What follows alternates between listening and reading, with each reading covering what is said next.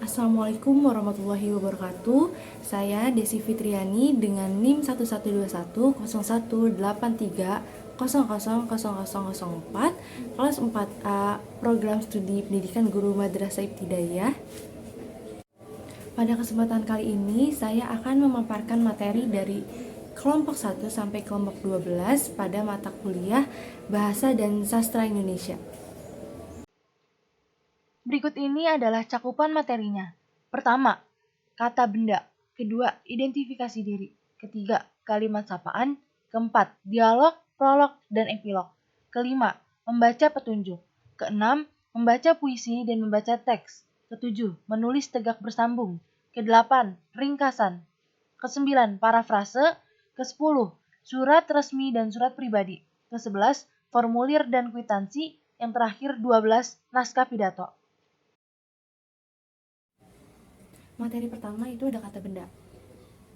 Definisi kata benda. Kata benda atau nomina merupakan kata yang menyatakan segala sesuatu yang dibendakan. Kata benda juga bisa berupa nama, hewan, tumbuhan, tempat, dan juga semua hal yang bisa dibendakan. Selanjutnya itu ada karakteristik kata benda. Yang pertama itu ada bentuk. Kata benda merupakan segala kata yang mengandung morfem terikat atau imbuhan, seperti kean, pean. Jadi contohnya kayak kecantikan dan peralatan. Yang kedua itu ada frasa. Kata yang dapat diperluas dengan menambahkan kata sifat dan yang sebelum kata sifat. Misalnya contohnya kayak kota yang indah. Yang ketiga itu ada subgolongan. Kata ganti yang menduduki posisi kata benda dalam suatu kalimat dapat disebut sebagai kata benda. Contohnya misalnya kayak Budi pergi ke pasar, lalu jadi ia pergi ke pasar. Baik, selanjutnya itu ada jenis-jenis kata benda. Jenis-jenis kata benda itu ada dua. Yang pertama abstrak, yang kedua konkret. Nah, yang abstrak, jenis benda yang wujudnya tidak ada secara fisik, namun bisa dirasakan dan disadari memang ada. Misalnya seperti perasaan. Terus yang kedua itu ada konkret. Jadi konkret ini jenis benda yang memiliki bentuk fisik. Contohnya seperti meja, sepatu, dan juga lemari. Baik, selanjutnya itu ada perbedaan kata benda konkret dan juga abstrak. Nah, perbedaan konkret dan abstrak kan tadi dapat dilihat dari wujudnya. Seperti yang sudah disebutkan tadi, kata konkret berarti wujudnya memang benar ada, memang benar-benar ada secara fisik dan juga bisa kita rasakan dengan panca indera. Nah, sedangkan kalau kata benda abstrak itu kata abstrak juga dibutuhkan untuk menuangkan pikiran dan juga perasaan.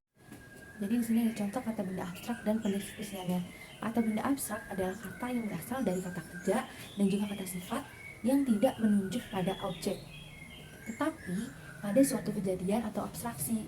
Nah, ada pun contoh dari kata benda abstrak dan pendeskripsiannya itu seperti aku selalu dicari orang banyak, aku bisa didapat jika kita membaca, aku digunakan untuk meningkatkan pemahaman manusia, apakah aku adalah ilmu.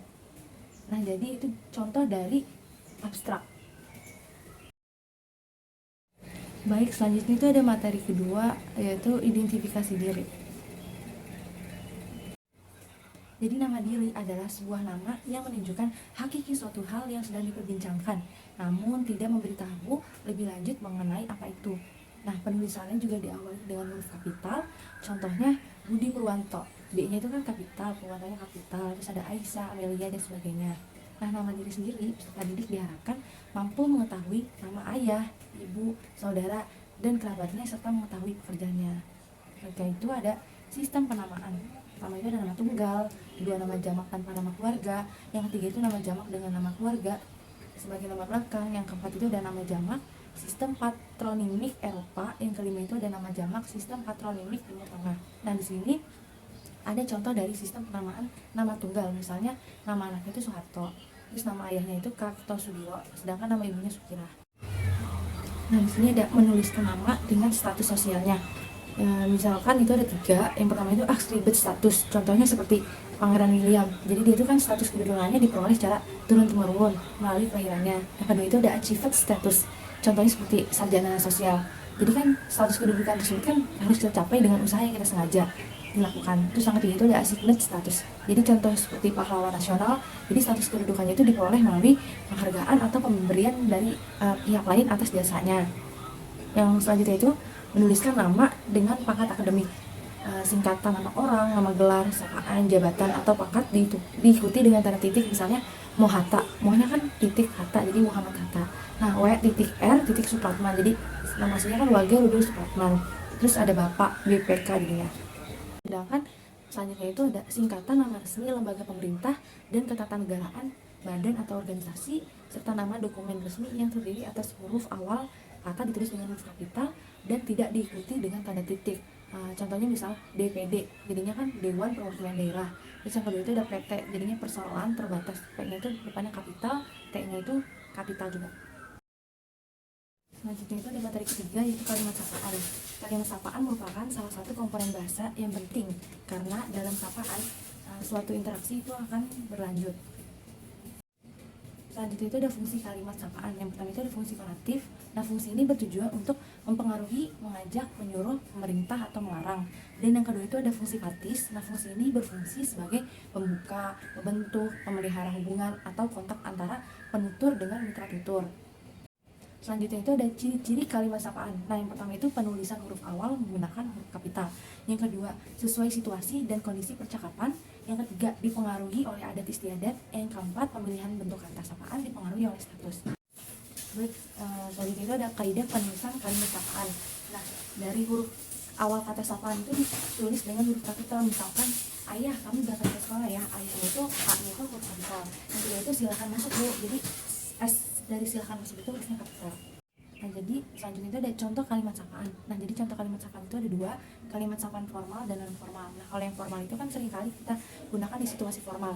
Kata sapaan formal kerap kita jumpai dalam sebuah pembacaan berita, baik di televisi maupun di radio. Terus juga misalkan di sekolah, contohnya selamat pagi anak-anak, bagaimana kabarnya semua hari ini, itu kan kayak sapaan formal. Selanjutnya itu ada kalimat sapaan non formal. Jadi kalimat sapaan non formal ini seperti yang bisa kita gunakan untuk menyapa keluarga, teman, kerabat dalam kesehariannya. Nah, contohnya misalnya, oh hai Nita, sudah lama ya kita tidak bertemu. Itu contoh tidak formal. Nah, di sini ada kalimat sapaan untuk orang yang lebih tua. Misalkan menggunakan kalimat sapaan untuk yang lebih tua itu berarti kan kita kalimat yang digunakan harus sopan dan formal ya, karena bertujuan untuk menghormati.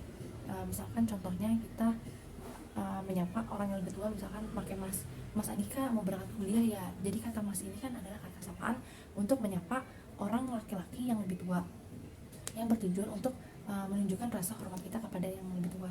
Nah, selanjutnya itu ada kata sapaan teman sebaya. Misalkan kalau yang teman sebaya kayak misalnya, mau kemana gitu, ya nih mau ke depan, misalnya kayak gitu untuk yang teman sebaya. Jadi kayak itu non formal. Selanjutnya itu ada materi keempat. Materinya itu tentang dialog, prolog, dan juga epilog. Nah, yang pertama itu ada dialog. Jadi dialog ini adalah percakapan para pemain. Dialog ini memainkan peran yang amat penting karena menjadi pengarah lakon drama. Artinya, jalannya cerita drama itu diketahui oleh penonton lewat dialog para pemainnya. Agar dialog itu tidak hambar, pengucapannya harus disertai dengan penjiwaan emosional. Selain itu, pelafalannya juga itu harus jelas dan cukup keras sehingga dapat didengar oleh semua penonton. Selanjutnya itu ada prolog. Yang kedua itu ada prolog, adalah bagian naskah yang ditulis pengarang pada bagian awal. Pada dasarnya, prolog merupakan pengantar naskah yang berisi pendapat pengarang tentang cerita yang akan disajikan. Nah, pada keterangan tersebut berupa masalah, gagasan pesan pengarang, alur, latar belakang cerita, terus ada tokoh dan lain-lain yang diharapkan dapat membantu pembaca atau penonton di dalam memahami atau menikmati cerita. Ketiga itu ada epilog. Jadi epilog adalah kata penutup yang mengakhiri pementasan. Isinya biasanya berupa kesimpulan atau ajaran yang bisa diambil dari tontonan drama yang baru disajikan. Nah, epilog ini merupakan bagian terakhir dari sebuah drama yang berfungsi untuk menyampaikan intisari cerita atau menafsirkan maksud cerita oleh seseorang aktor pada akhir cerita. Dengan kata lain, epilog ini merupakan peristiwa terakhir yang menyelesaikan peristiwa induk. Jadi epilog biasanya ini berisi kesimpulan pengarang mengenai cerita tersebut. Yang kelima itu ada membaca petunjuk. Jadi membaca merupakan salah satu jenis keterampilan berbahasa tulis yang bersifat represif. Semua yang diperoleh melalui membaca itu akan memungkinkan orang tersebut mampu mempertinggi daya pikirnya, mempertajam pandangannya, dan juga memperluas wawasannya. Syarat-syarat menjadi pembaca yang baik, yang pertama itu pembaca yang baik tahu mengapa dia harus membaca. Yang kedua, pembaca yang baik memahami apa yang dibaca. Yang ketiga, pembaca yang baik harus menguasai kecepatan membaca. Yang keempat, pembaca yang baik harus mengenal media cetak. Jenis-jenis membaca dan contohnya. Yang pertama itu ada membaca cepat. Teknik membaca dengan memindahkan pandangan mata secara cepat, kata demi kata, frase demi frase, atau baris demi baris. Yang kedua, membaca sekilas atau skimming. Teknik membaca yang dilakukan sekilas pada bagian-bagian teks terutama judul, daftar isi, kata pengantar, indeks, atau hal umum lainnya. Yang ketiga, membaca intensif. Membaca secara sungguh-sungguh atau secara seksama terhadap bacaan. Yang keempat itu ada membaca ekstensif. Kegiatan membaca yang dilakukan dengan cara tidak begitu detail. Yang kelima, membaca nyaring. Kegiatan yang dilakukan dengan vokal yang keras dan jelas. Yang keenam itu ada membaca memindai. Membaca dengan cermat dan teliti dengan memandang bacaannya untuk mengetahui intinya. Nah, di sini ada contohnya. Yang pertama itu bertanam sayuran dalam pot. Kedua, merokok membahayakan kesehatan tubuh. Yang ketiga, terjadinya banjir di Sungai Ciliwung. Keempat, terjadinya kemacetan di dekat SD Majapahit. Kelima, harimau takut radio. Keenam, jadwal penerbangan pesawat bandara Adi Sucipto Yogyakarta. Membaca petunjuk adalah sesuatu tanda untuk menunjukkan atau memberitahu pemakaian adalah proses. Cara atau penggunaan petunjuk pemakaian adalah suatu tanda untuk menunjukkan dalam penggunaannya.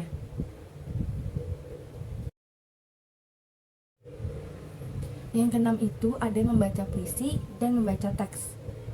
Puisi menurut Kamus Besar Bahasa Indonesia atau KBBI, arti kata puisi adalah ragam sastra yang bahasanya terikat oleh irama, matra, rima, serta penyusunan larik dan bait. Sedangkan menurut Kamus Besar Bahasa Indonesia atau KBBI, arti kata prosa adalah karangan bebas, yaitu tidak terikat oleh kaidah yang terdapat dalam puisi. Nah, selanjutnya itu ada ciri-ciri puisi lama dan baru. Ciri puisi lama yang pertama itu terikat jumlah baris, rima, dan irama lama. Nah, sedangkan baru itu sebaliknya. Anonim pengarangnya tidak diketahui, sedangkan baru itu diketahui. Nah, ciri-ciri prosa bentuknya itu bebas. Ada bahasa, tema, perkembangan, pengarang, cara penyajian atau pesan amanat, urutan peristiwa atau kejadian, terus ada tokoh cerita, latar atau setting. Tata cara membaca puisi yang pertama, membaca puisi dengan lafal yang benar. Berikut ini adalah langkah-langkah yang bisa dilakukan untuk melatih pelafalan yang tepat. Ucapkanlah vokal di bawah ini dengan jelas seperti A, I, U, E, O. Yang kedua, membaca puisi dengan intonasi yang indah. Intonasi adalah tinggi rendahnya suara. Intonasi ini berkaitan dengan nada dalam puisi tersebut. Misalnya nada sedih, maka intonasinya rendah. Sebaliknya, jika nadanya bersemangat, maka intonasinya itu tinggi untuk memperoleh ketepatan. Yang ketiga, membaca puisi dengan ekspresi. Membaca puisi dengan ekspresi yang benar, ekspresi berkaitan dengan mimik muka dan gerak tubuh. Nah, untuk bisa berekspresi dengan tepat, maka sebelumnya kita harus memahami dan menghayati isi puisi yang akan dibacakan. Tata cara membaca teks.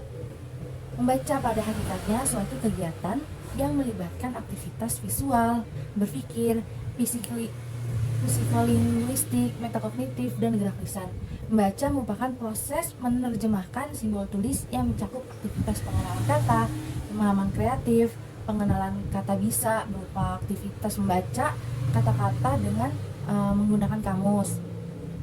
Nah, di sini ada tipe-tipe teks bacaan. Yang pertama, paragraf naratif. Misalnya cerita biasanya paragraf naratif yang digunakan secara berurutan dengan plot lurus. Yang kedua itu ada paragraf ekspositori. Isi utamanya penjelasan biasanya terdiri dari macam-macam paragraf. Terus yang ketiga itu ada paragraf ringkasan, muncul pada akhir suatu paragraf. Misalnya akhir suatu uraian atau bab. Paragraf ini berisi pokok uraian sebelumnya yang ditulis secara singkat. Teknik dan pembelajaran prabaca. Yang pertama itu ada kegiatan prabaca. Jadi kegiatan prabaca ini gambaran awal, petunjuk untuk melakukan antisipasi, pemetaan semantik, menulis sebelum membaca, drama atau simulasi. Yang kedua itu ada kegiatan inti, yaitu membaca strategi metakognitif, terus close prosedur, dan pertanyaan pemandu. Yang ketiga itu ada kegiatan paksa baca. Nah, yaitu memperluas kesempatan belajar, terus mengajukan pertanyaan, mengadakan pameran visual, seperti pementasan teater aktual. Materi ketujuh itu ada menulis tegak bersambung. Menulis tegak bersambung merupakan kegiatan merangkaikan huruf demi huruf dengan memperhatikan bentuk huruf tegak bersambung. Nah, di sini ada pentingnya bagi anak untuk menulis tegak bersambung. Nah, jadi menulis tegak bersambung ini bagi anak merupakan salah satu aspek keterampilan dalam pembelajaran bahasa Indonesia yang harus dikuasai siswa sekolah sejak tingkat dasar. Pada awalnya pasti tidak mudah bagi anak-anak untuk menulis huruf tegak bersambung dengan baik dan indah. Namun, jika dilatih terus-menerus, anak-anak pasti akan semakin terampil. Di sini juga ada upaya peningkatan pembelajaran menulis tegak bersambung. Nah, untuk latihan menulis tegak bersambung biasanya diawali dengan menjiplak huruf yang belum sempurna. Lalu latihan menulis huruf, suku kata, kata pendek, kalimat pendek, hingga kalimat yang panjang. Selanjutnya, anak-anak juga dilatih menyalin cerita menggunakan huruf tegak bersambung. Di sini juga ada tahapan menulis tegak bersambung. Yang pertama, anak dikenalkan dengan huruf abjad yang berbentuk Latin. Nah, setelah tahap ini, anak diajarkan cara menulis kata dengan huruf tegak bersambung. Dan tahap terakhir, anak dilatih untuk menulis tegak bersambung dengan kalimat. Yang terakhir itu ada langkah-langkah menulis huruf sambung. Yang pertama, pastikan terlebih dahulu siswa atau anak menguasai huruf cetak. Yang kedua, perangkai titik-titik yang nantinya apabila disambung akan membentuk abjad huruf tegak bersambung. Yang ketiga, memulai menulis dari huruf kecil. Yang keempat, menulis huruf besar. Materi ke-8 yaitu ada ringkasan. Jadi ringkasan adalah penyajian bacaan dalam bentuk singkat dengan mempertahankan urutan isi dan sudut pandang. Nah, di dalam ringkasan juga itu ada keindahan gaya bahasa, ilustrasi, serta penjelasan-penjelasan yang terperinci itu dihilangkan. Sedangkan sari karangan dibiarkan tanpa hiasan. Nah, selanjutnya itu ada ikhtisar, ialah memendekkan suatu bacaan dengan mengambil bagian penting tanpa harus terikat pada struktur wacana. Nah, dalam artian, tidak perlu mempertahankan urutan karangan asli, tidak perlu memberikan isi dari seluruh karangan itu secara profesional. Tujuan membuat ringkasan yaitu memahami dan mengetahui isi sebuah buku atau karangan.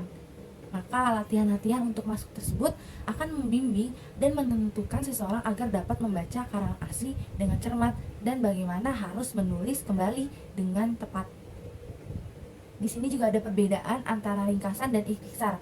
Kalau ringkasan itu bentuk ringkasan dari suatu uraian atau pembicaraan atau bab, dan karangan asli secara profesional tetap dipertahankan dalam bentuknya yang singkat.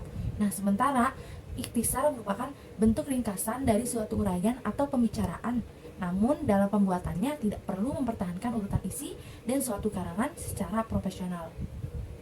Di sini juga ada langkah-langkah menulis ringkasan. Pertama, membaca naskah asli.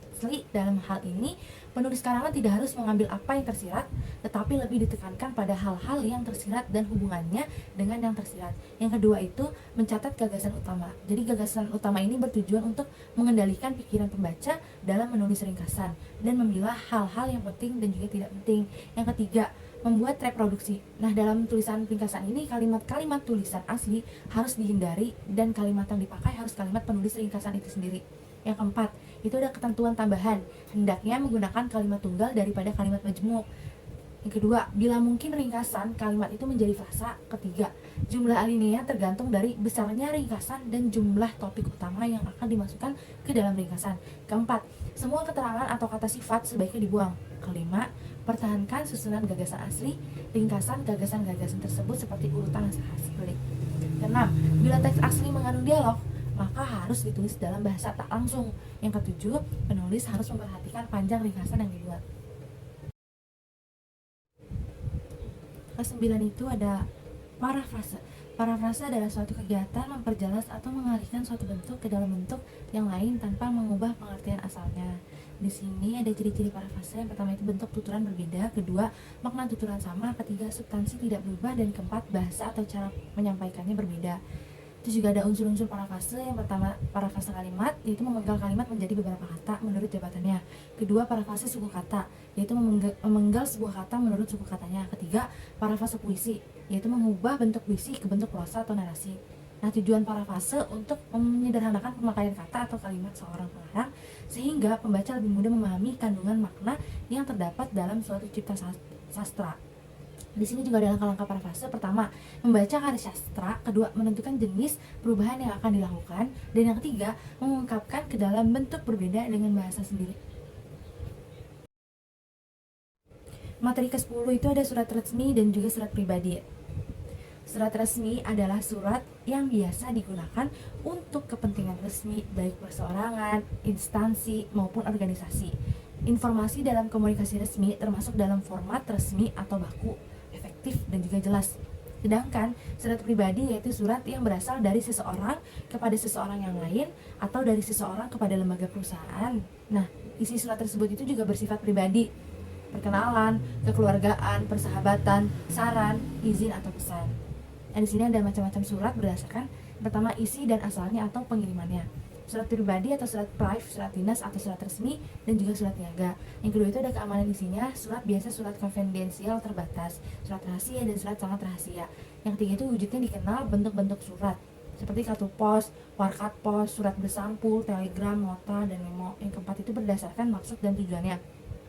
Surat pemberitahuan, surat perintah atau surat tugas, surat permintaan atau permohonan, surat teguran, dan sebagainya. Yang kelima itu ada urgensi penyelesaiannya, seperti surat biasa, surat segera, dan surat-surat amat segera atau kilat. Surat resmi menggunakan kop surat apabila dikeluarkan organisasi, sedangkan surat pribadi tidak menggunakan kop surat. Surat resmi ada nomor surat, lampiran dan juga perihal, sedangkan pribadi tidak ada nomor surat. Terus juga penggunaan ragam bahasa resmi, sedangkan pribadi menggunakan bahasa bebas yang sesuai keinginan dari si penulis. Kalau yang resmi menyertakan cap atau stempel dari lembaga resmi. Format tulis bebas, format tulisan bebas. Nah, bagian surat resmi, kepala surat, tanggal surat, nomor surat, lampiran, hal atau perihal, alamat surat, salam pembuka, isi surat, salam penutup, penanggung jawab surat, tembusan. Terus ada pribadi itu bagian-bagian surat pribadi, tanggal surat, alamat surat, alamat, salam pembuka, isi surat, salam penutup, nama dan tanda pengirim. Selanjutnya itu ada materi ke-11 yaitu formulir dan kwitansi. Jadi formulir adalah selembar kertas atau lebih yang menyediakan ruangan untuk membuat catatan, informasi, atau instruksi yang akan diteruskan pada individu, departemen atau organisasi lain. Nah, sedangkan formulir berfungsi sebagai data dukung bagi setiap prosedur yang ada dan saling keterkaitan antara satu formulir dengan formulir yang lain. Di sini juga ada manfaat formulir. Yang pertama itu menetapkan tanggung jawab timbulnya transaksi bisnis. Yang kedua, merekam data transaksi bisnis perusahaan. Yang ketiga, mengurangi kemungkinan kesalahan dengan cara menyatakan semua kejadian dalam bentuk tulisan. Yang keempat, itu menyampaikan informasi pokok. Di sini juga ada ragam bentuk formulir. Yang pertama itu ada formulir intern, digunakan di dalam lingkungan sebuah kantor antara para pengawas, pegawai, dan wakil-wakil sebuah perkantoran. Contohnya seperti tiket-tiket biaya, formulir pengeluaran, terus permohonan bahan-bahan, dan lain-lain. Yang kedua itu juga ada formulir ekstern. Nah, formulir yang digunakan dalam lingkungan kantor yang mana formulir tersebut dikirimkan kepada para langganan. Nah, selanjutnya ini ada kwitansi. Kwitansi ini merupakan suatu surat atau dokumen yang sering digunakan sebagai tanda bukti bahwa telah terjadinya transaksi penerimaan sejumlah uang dari pemberi uang kepada penerima uang yang telah dilengkapi dengan beberapa rincian seperti tujuan dari pembayaran atas transaksi, tempat, dan tanggal di mana terjadinya transaksi tersebut. Kwitansi juga memiliki ragam. Nah, di sini ragam bentuk kwitansi. Pertama itu kwitansi bukti pembayaran, biasa terjadi pada saat kegiatan jual beli. Yang kedua, kwitansi transaksi produk, memberikan informasi mengenai barang yang dibeli oleh pelanggan. Yang ketiga itu ada kwitansi transfer uang. Nah, jenis ini pada umumnya digunakan pada industri perbankan. Yang keempat ini ada kwitansi cash receipt. Nah, jenis kwitansi yang satu ini menjelaskan mengenai setoran serta penarikan mana yang akan dikirim sebagai bukti keuangan pada peninjauan yang selanjutnya. Yang kelima itu ada kwitansi serah terima uang. Nah, kwitansi serah terima uang merupakan jenis kwitansi yang paling sering dan paling umum penggunaannya. Di sini juga ada contoh pengisian kwitansi sebelum mengisi sebuah kwitansi. Ada beberapa hal yang harus dipersiapkan. Yang pertama itu ada belangko. Harus sudah tercantum nama dari pihak perusahaan terkait seperti halaman yang cetak berupa nama perusahaan dan beberapa kata atau baris untuk mengisi informasi yang baik dan jelas. Yang kedua ini ada pulpen dengan tinta hitam. kwitansi tertulis harus menggunakan tinta hitam. Ini diperlukan untuk memastikan keabsahan atau keaslian kwitansi tersebut. Yang ketiga ini menuliskan semua informasi yang harus diisi dalam kwitansi, harus dapat mencantumkan detail penjual, detail pembeli, tanggal transaksi, detail informasi produk, jumlah uang yang dibeli di angka atau nominal, terus cara pembayaran, tanda tangan penjual dan pembeli. Terus yang keempat ini mengisi informasi yang berkaitan dengan pembayaran sewa. Kwitansi juga akan dikeluarkan sebagai bukti penerimaan dalam pembayaran sewa. Materi yang ke-12 yaitu naskah pidato. Pidato adalah mengungkapkan pikiran dalam bentuk kata-kata yang ditujukan kepada orang banyak atau wacana yang disiapkan untuk diucapkan di depan khalayak.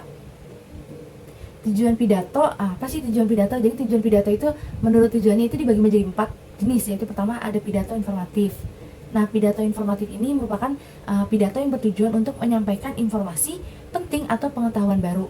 Informasi atau pengetahuan diberikan kepada komunikasi atau pendengar, komunikan atau pendengar dengan tujuan agar khalayak mengetahui dan mengerti dan menerima informasi itu. Yang kedua itu ada pidato argumentatif. Jadi pidato argumentatif ini ialah pidato yang mengandung argumentasi dalil, alasan atau data untuk mendukung atau menolak suatu pernyataan opini, pendapat atau keyakinan tertentu. Nah, untuk memperkuat daya terima argumentasi ini dikemukakan dibutuhkan data-data faktual, statistik, bukti-bukti maupun kesaksian. Contohnya kayak kesaksian seseorang pakar atau tokoh. Yang ketiga ini ada pidato persuasif. Persuasif ini adalah proses mempengaruhi pendapat, sikap dan tindakan orang dengan menggunakan manipulasi psikologis.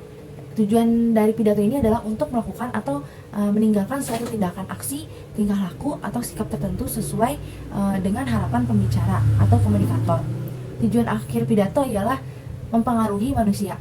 Yang keempat yaitu pidato rekreatif. Jadi pidato rekreatif ini atau bisa juga disebut dengan pidato kekeluargaan.